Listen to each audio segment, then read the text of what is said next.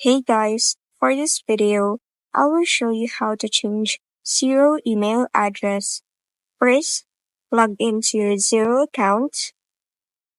Now, once inside the dashboard, go to the top left and select your company name. From the drop-down, click on Files.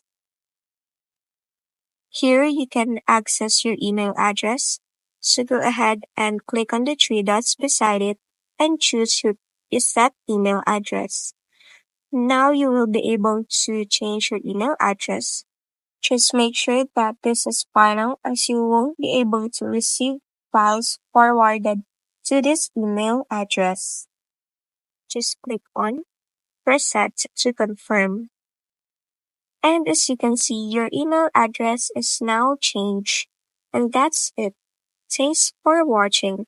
If this video helped you, don't forget to like, subscribe, and hit the bell icon for more tutorials.